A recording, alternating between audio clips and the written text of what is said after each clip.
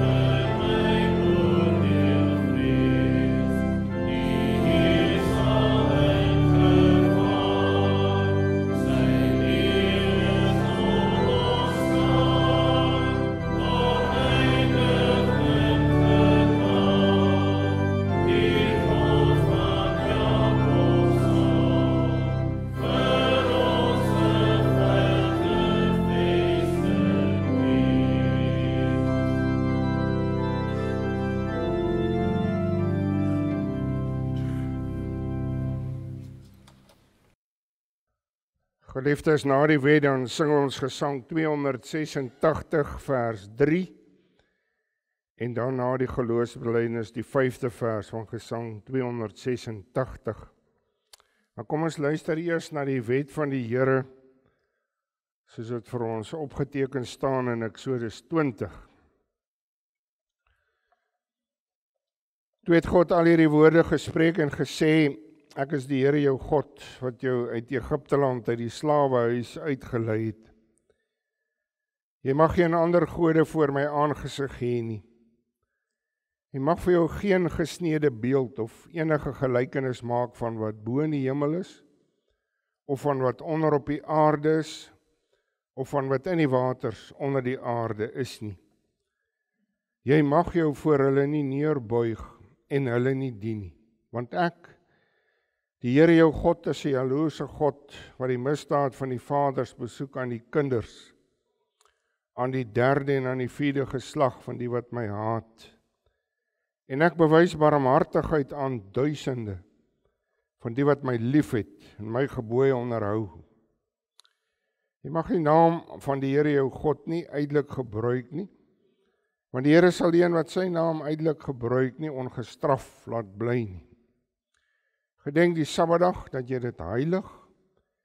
6 dae moet jy arbei en al jou werk doen, maar die 7de dag is die Sabbat van die Here jou God, dan mag jy geen werk doen nie.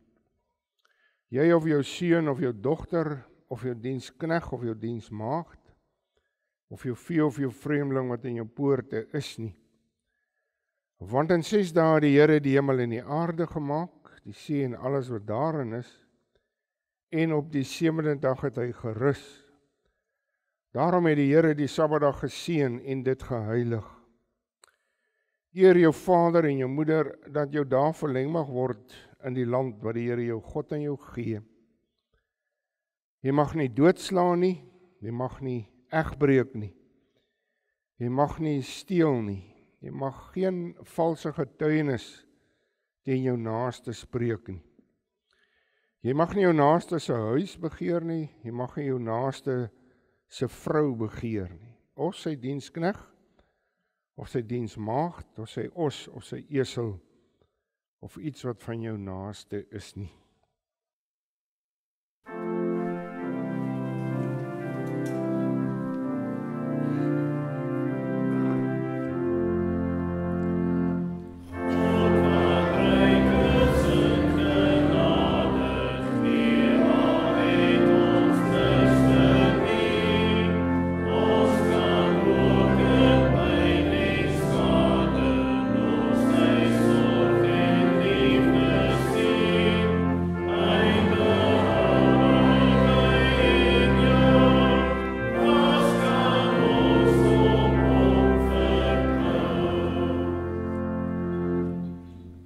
Geliefdes, ons gaan vanmôre praat oor genade.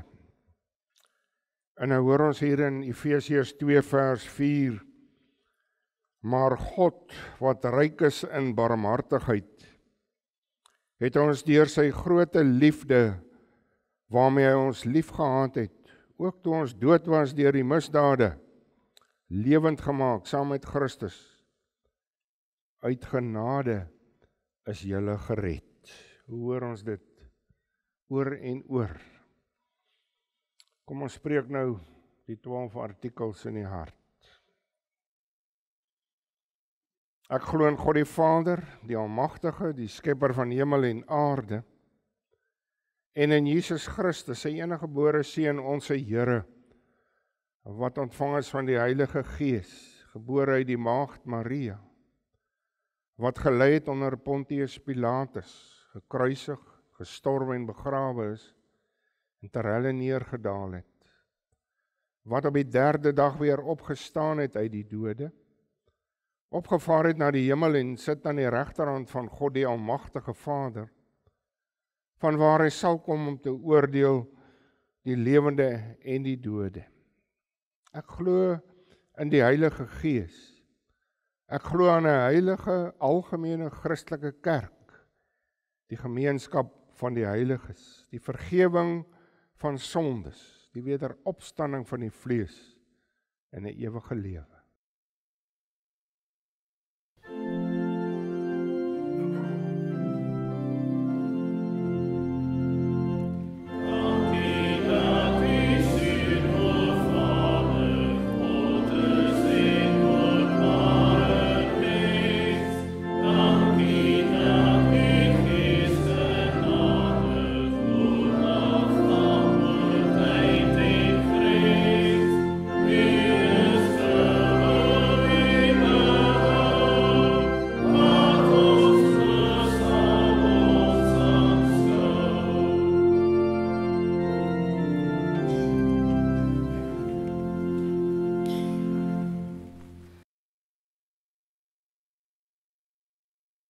Geliefdes, vanmôre luister ons na die woord van die Here daar in die Nuwe Testament, 2 Korintiërs 12. 2 Korintiërs 12, ons gaan lees daar van vers 1 tot en met vers 10.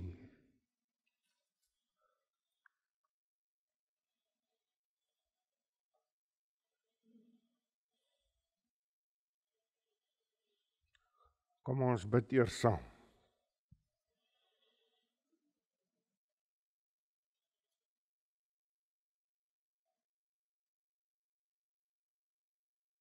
Here God, ons neem ons toevlug tot U, o Almagtige, Alwyse. U gemeente kom vanmôre hier om U te dien en U te loof, U te aanbid. Here, ons kom om ons dankbaarheid te betoon. Ons diepe afhanklikheid teenoor U te kom bely. Want Here, ons weet,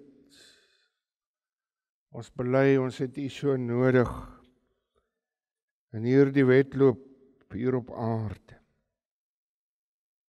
Soveel beproewings wat op ons pad kom, wat ons moet deurstaan.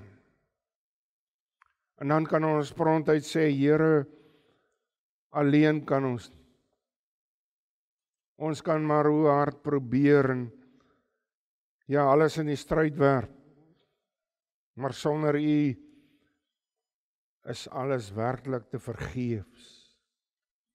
En Here, help vir ons om dit altyd te onthou. Ons vergeet dit so maklik.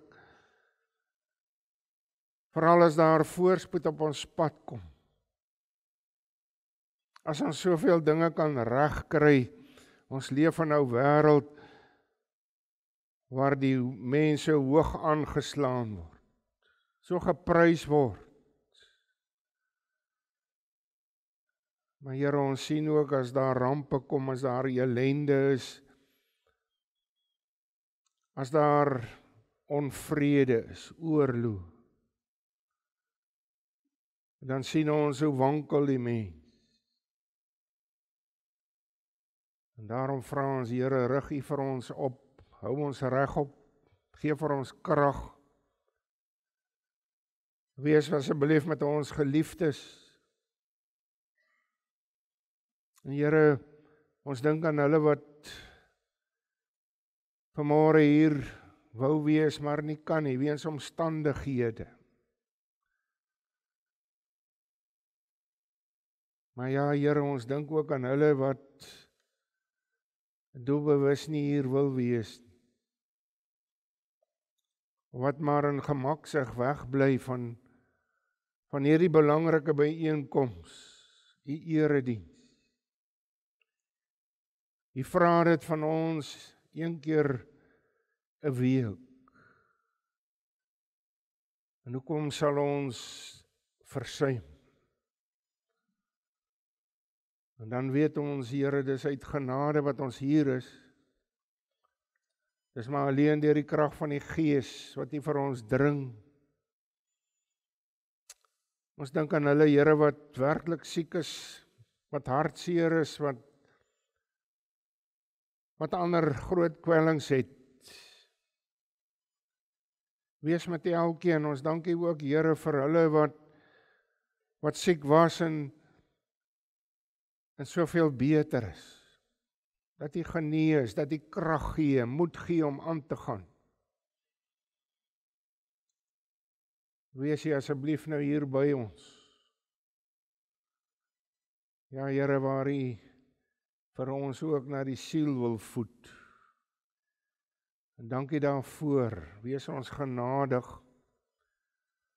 Ons pleit dit in die naam van Jesus Christus, ons Here. Amen.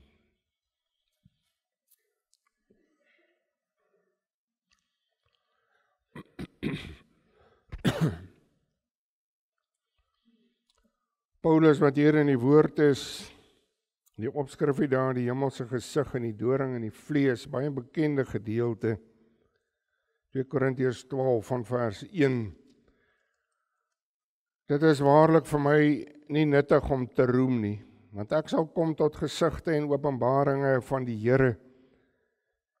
Ek weet van 'n man in Christus 14 jaar gelede, of dit in die liggaam was, weet ek nie, of buite die liggaam, weet ek nie.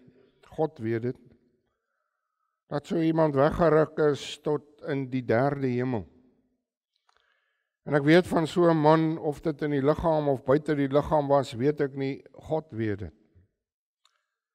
Dat hy weggeruk is in die paradys en onuitspreeklike woorde gehoor het wat 'n mens nie mag uitspreek. Oor so 'n man sal ek roem, maar oor myself sal ek nie roem nie, behalwe in my swakhede.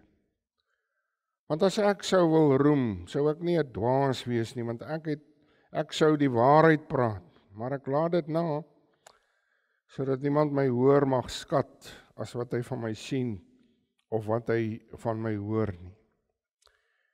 En dat ek my oor die voortreffelikheid van die openbaring nie sou verhef nie, is my 'n doring in die vlees gegee, engel van die Satan om my met die vuis te slaan, dat ek my nie sou verhef.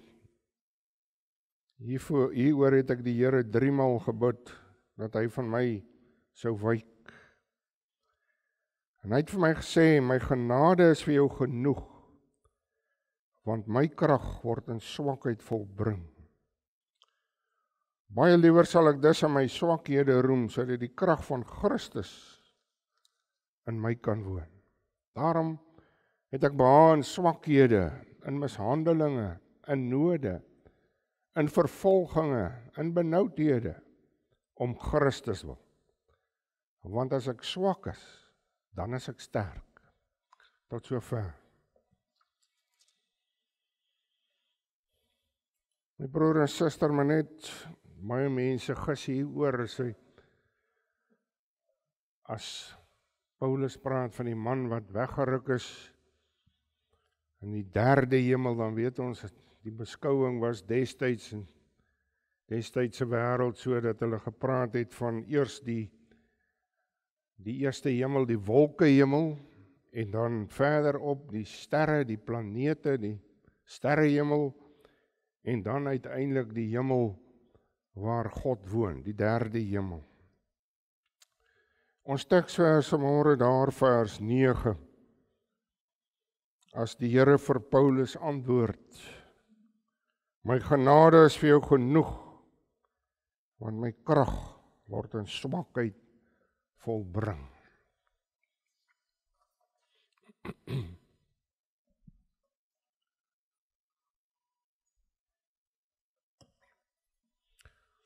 My broer en suster, ons het tydens Pinkster gepraat oor vergenoegdheid. Om tevrede te wees, omdat ek genoeg het. Omdat ek eintlik meer as genoeg het. Maar dit wil voorkom of ons dikwels sukkel om te begryp wanneer iets genoeg is. Om maar nou 'n voorbeeld te doen, hoeveel keer moet ouers nie vir kinders sê, dis nou genoeg. En as ouers nie gaan, die ma of pa nie streng gaan optree of praat nie, hou hulle maar net aan. Pa en ma moet maar net meer en meer toegee. En totdat pa of ma eendag hulle voet neersit, en dan sê hulle ook, dis tot hier toe. Dis nou verby, dis nou genoeg. Maar ja, as ons in die kinders praat, die groot mense sukkel ook met genoeg. Ons sukkel daarmee. Dit gebeur en ons kan so baie voorbeelde gebruik hier, dat mense hulle ooreet, en oorwerk, en ooreis, en ons oorspandeer, en ons kan nog aangaan met baie. En ek dink, en dis regtig maar net my persoonlike mening, ek dink hierdie wat ons nie genoeg het nie, is so deel van ons ou natuur. As 'n mens teruggaan daar in die tuin van Eden, en jy sien Adam en Eva, Hulle het eintlik alles gehad. Meer as genoeg. 'n rustige, kommervrye paradyslewe. Maar die mens so aangehits deur die slang wou meer hê. Hy wou beter hê. Maar op die uiteinde het hy daardie paradyslewe verloor. En so kry ons dit ook in baie ander forme. Mense wat gedurig daardie drang het om te verander. Ons leef in so 'n era waar mense wil verander. Hulle wil vernuwe. En ek stem my broer en suster, 'n mens moenie stagneer nie. Maar as dit oor ondeurdagte verandering gaan, net om bloot maar te vernuwe, dan beweeg 'n mens eintlik maar agtertoe in plaas van vorentoe. En dit gebeur op baie terreine. Maar veral as ons vanmôre kan kyk ook gebeur dit ook in die kerk. Dis nie meer genoeg om maar net kerk te wees soos altyd nie. Want gou sê almal vir jou, weet jy kerk, die jong mense voel so ontuis soos die kerk nou is. Dis nie meer genoeg om maar net gewoon kerk te hou nie. Want dit spreek mense nie meer genoeg aan nie. Daar's nie genoeg toertjies en tierlantynkies nie. Want ander dingetjies moet bygevoeg word. Die mense moet vermaak word. Want dit eers daar gelaat, my broer en suster, Paulus, die Here wat nie Paulus ignoreer nie. Ons moet dit reg verstaan. Die Here antwoord Paulus as hy ernstig tot hom bid. Daar in vers 9, die antwoord van die Here aan hom as hy kla oor hierdie doring in die vlees. Hy sê vir hom, my genade is vir jou genoeg, want my krag word in swakheid volbring. Hy leer nie net vir Paulus hier 'n geloofsles nie. Hy kom en hy wil elkeen van ons 'n les kom leer. 'n Les oor die heerlike waarheid van die evangelie. Om vir elkeen van ons weer te sê, maar God se genade is genoeg. God se genade vir die sondaar genoeg. My broer en suster, dis die wese, dis die hart van die evangelie. En Paulus, juis Paulus sou dit goed verstaan. Kom ons sê liewer, hy is veronderstel om dit goed te verstaan. Dat die genade van God in Jesus Christus genoegsaam is. Hy was 'n fariseer wat aanvanklik oortuig was dat wetsonderhouding in besnydenis nodig was om gered te word. Daardie stadium het hy gereken, God se genade is nie genoeg nie. Iets anders moes kom om genoeg te wees, en daarom het hy Christene gejag, het hulle gevang. Maar hoor mooi vanmôre, deur die genade van God, is hy deur Christus daar op die Damaskuspad voorgekeer en tot bekering gelei. Daar was natuurlik die ander wat steeds die wetsonderhouding en die besnydenis en ander middele as voorwaarde gestel het vir saligheid. Hulle doen dit vandag ook. So is daar, my broer en suster, vandag gelowe, kerke wat steeds glo dat God se genade, Christus se verlossing nie genoeg is nie. Die valse kerke, die valse gelowe. Hulle kom en sê maar, my eie dade, my vermoëns, dit sal genoeg wees om die saligheid te verkry. My broer en suster, dis maar deur die genade, as die Heilige Gees, die wedergeboorte, die bekering in die hart bring, dat die lig, die môre ster in die hart opgaan, soos ons daar in 2 Petrus 1 vers 19 lees. Dis eers dan, wanneer die mens besef, dis nie goeie werke nie, nie menslike vermoëns nie, nie gesonde finansies nie mense pogingkies nie, wat die hemelse heerlikheid verseker nie. Hierdie dinge het geen ewigheidswaarde. En daarom Paulus, as dit sê Paulus, dan geld dit vir elke gelowige, moet leer dat God se genade in Christus genoeg is. En jy weet, oor daardie doring in die vlees is daar al baie gesê,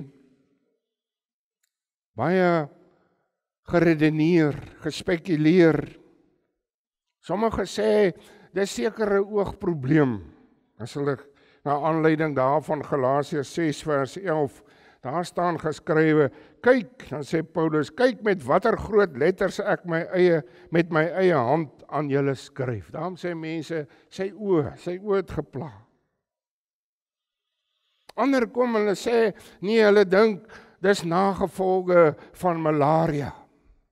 En so gaan hulle aan met ander moontlikhede. Siekte, ding wat hom nie wou verlaat nie. En daarom my broer en suster, hierdie pynlike doring wat hom gepla het, ons weet nie regtig nie, mense bespiegel. Maar dalk is dit goed ons weet nie. Want nou kan ons almal op een of ander manier ons daarmee gaan vereenselwig. Nou kan elkeen van ons met sy eie doring ons verlossing en ons krag in die Here vind. Paulus, en ons lees dit baie duidelik hier, het geworstel met die Here oor hierdie probleem. En dan sien ons, maar hierdie doring word nie verwyder nie. En luister mooi vanmôre, en dit staan baie duidelik hier opgeskrywe, hierdie doring word nie verwyder uit die vlees, sodat Paulus met voortdurende herinnering, bewustheid van sy swakheid, beter vir die Here kon werk. Die doring het elke keer vir hom gesê, Paulus, jy swak, jy moet jou krag by God soek. Baie belangrik, my broer en suster, hy moes leer om vanuit God se genade met hierdie doring in die vlees saam te lewe. Het jy al geleer? So op so 'n manier moes hy leer om nie te hoogmoedig te wees nie, veral geestelik hoogmoedig te wees nie. Nee, hierdie saak het Paulus op sy knieë voor God gebring. Nou gaan Paulus en hy kom en hy, juis in hierdie beginverse wat ek en jy saam gelees het, word daar melding gemaak van sy openbaringe en sy geestelike ervarings en voortreffelikhede. Dat hy hom nie daaroor verhef soos ander mense nie, dit sê hy baie duidelik daar. Nee, hy self daarenteen is nederig. Alhoewel hy hierdie wonderlike hemelse gesig beleef het, en duidelik staan daar in vers 4, waar hy onuitspreeklike woorde gehoor het. En nou gaan hy, my broer en suster, het hy mooi gelees daar, hy praat van 'n ander man. Hy sê, hy praat asof dit iemand anders is, vers 3, en ek weet van so 'n man. En so 'n man is Paulus self. Maar hy wil nie die fokus op homself hê nie. Hy wil die lig op die Here in sy genade laat val en nie op hom nie. My broer en suster, en vanmôre ook die vermaaning natuurlik dat ons self moet pas op. Dat ons nie onsself verhef, veral in die geestelike sin, geestelike hoogmoed. Dat ek nie van myself meer moet dink as wat ek behoort te dink. Dit kan so maklik met ons gebeur. As ons rondkyk en ek sê vir myself, maar weet jy, ek sondig daarom nie so baie so en so nie. Ek gee 'n groter offergawe as baie ander. Ek gaan meer kerk toe as ander mense. Ek is 'n baie groter Christen as baie in die kerk. En so kan ons vanmôre aangaan. Die vermaaning wat ons ook daar in 1 Korintiërs 10 vers 12 kry, baie duidelik, daarom wie meen dat hy staan, moet oppas dat hy nie val nie. Die oomblik as 'n mens jouself verhef, geestelik hoogmoedig raak, hou mense op om uit die genade, om werklik uit die genade van God te leef. Is dan wanneer 'n mens so manhaftig, selfsugtig eintlik maar uit jou eie vermoëns en krag probeer aangaan om jou eie willetjie te bevredig. En dis gevaarlik. Gevaarlik op daardie stadium wat 'n mens dink, maar dit gaan nou so goed met my. Ek het so genoeg in hierdie ou lewe. Ek het eintlik vir die Here nie meer nodig nie. So reken ek, want ek is geestelik blind. My broer en suster is alleen, maar deur God se genade in Jesus Christus, wat ek die ewige lewe beerwe. Deur sy genade, wat ons in hierdie lewe kan aangaan, tree vir tree. Wat ek en jy werklik kan uithou op hierdie lewenspad. Dis hoekom Paulus liewer in sy swakhede roem. En dit klink vir ons baie keer snaaks. As iemand wil roem in hoe swak hy is.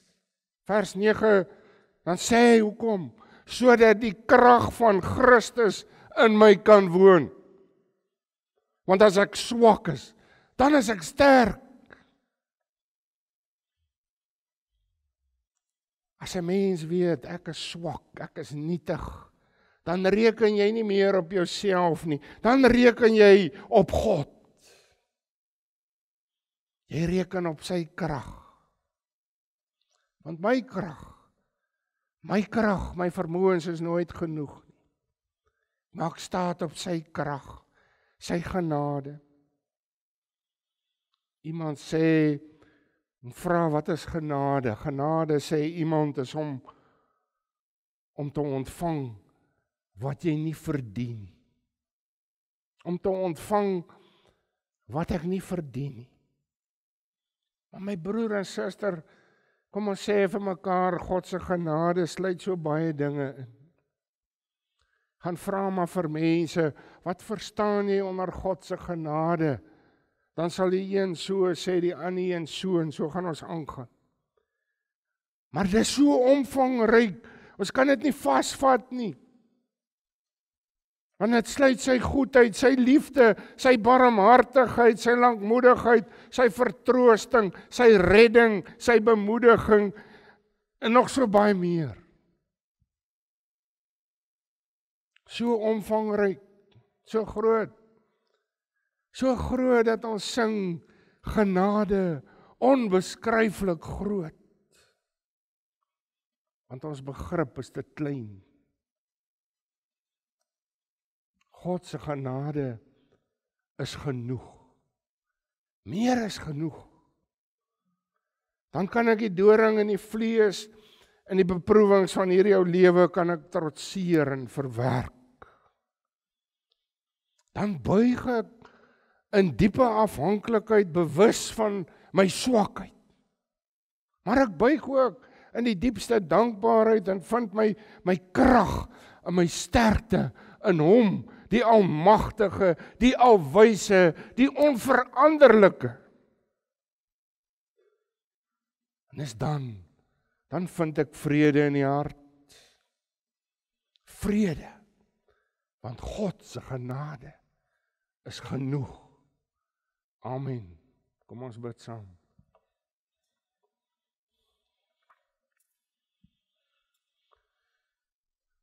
Here, dankie vir die woord. En ons bely, ons kan net sê, ons sukkel om genoeg te hê. Na liggaam, ons sukkel. Ons sukkel om tevrede te wees. Ons kla met soveel baie goeie dinge wat ons besit, en wat ons het. Want ons wil meer, en meer. En ons wil beter.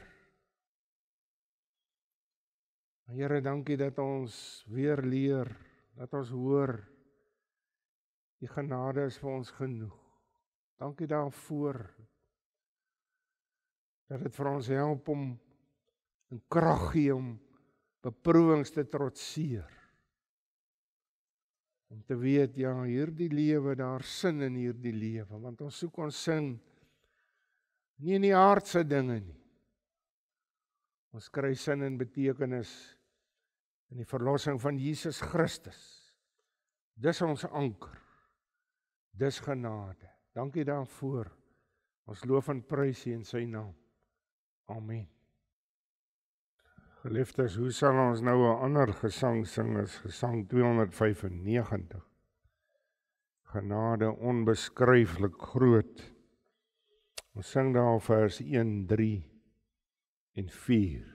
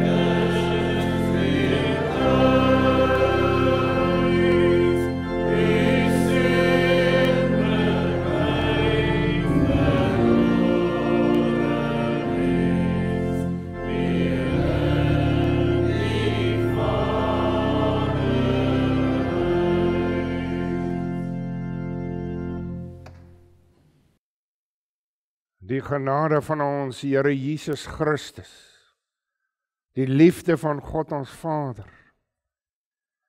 en die gemeenskap van die Heilige Gees, bly met u almal.